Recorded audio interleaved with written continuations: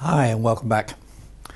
We're now to Module 8, and in this module we're going to talk about rewards and recognition in a loyalty program, give you some examples of hard and soft benefit examples, and creating the right blend for your members. As mentioned before, customers go through a transition period where they initially are motivated by rewards, but as they get more and more mature and they mature within your business, then recognition becomes more important. And we need to talk about that and understand that, because bearing in mind we'll be collecting data on these customers, their lifestyles will be changing, then their demands and their expectations will change accordingly.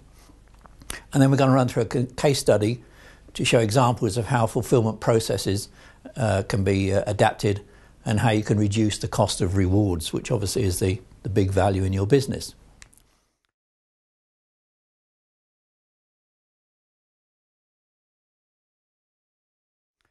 If we look at a typical loyalty member journey, this is a loyalty member joining a program, and they're invited to join the program in a normal way. There's various ways of doing that: by mail, by website, by email, SMS, whatever.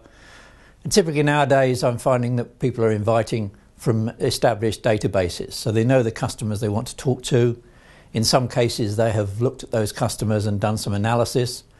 And if some of these customers are already established and perhaps have been dealing with the business for 4 or 5 years, then when you invite them to join a program, you should recognise that. One of the most successful ways of launching a program was probably with Tesco's way back, that when they first changed emphasis to focus on customers from products, they spent a lot of money enhancing their stores. They opened creches, they opened mum and baby parking slots, they added extra tills, and at the end of that they launched their loyalty program, and they launched it to say thank you to their customers for putting up for all the changes and upheavals that had gone on and that they'd stayed with them.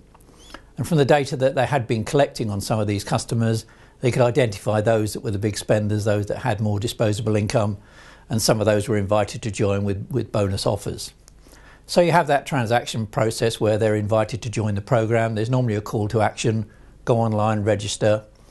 Typically companies issuing a non-credit card type of membership will send a card to a customer and say you can use this straight away to collect, but until you've registered online you can't redeem, and that tends to be the typical process.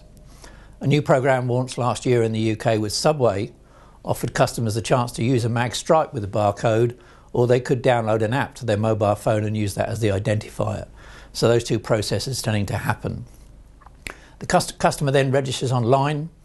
They're given bonus points and asked to provide lifestyle profiles. So it's an opportunity when they join the program to give information. The consumer then spends, buys cash, credit, debit card, whatever, to purchase good and earns points. Those points are accessible to him through his receipt at the point of sale, but also he can go online and check his points balance on a personalised web page for the website that's associated with the program. Some companies issue receipts at the point of sale and can give messages to say, thank you for coming into the store, you've now purchased X amount with us, you've got so many amount of points, and by the way, we'd like to give you a free cup of coffee. So it's again something that's sort of surprise and delight, and it's a way of rewarding customers for a sort of behaviour change that perhaps they hadn't recognised that they were doing, but it was part of your process. The consumer then gets to the situation where he has enough points to redeem. And I mentioned earlier that it's important that a customer should be encouraged to redeem. And ideally, if a program is launched, I would like to see a customer redeem points within 3 months of joining, because at that stage they are engaged, and that's going to give you some chance to sort of interact with them and start getting them to buy other products. This can be done by going online. It can sometimes be done when they go in store to redeem points. It could be a catalogue, or in some cases the ideal situation is that they can take their card into another partner's store. The card can be read with the value of points that are there, and the points are redeemed at the point of sale. The customer walks out of the store with a gift or reward.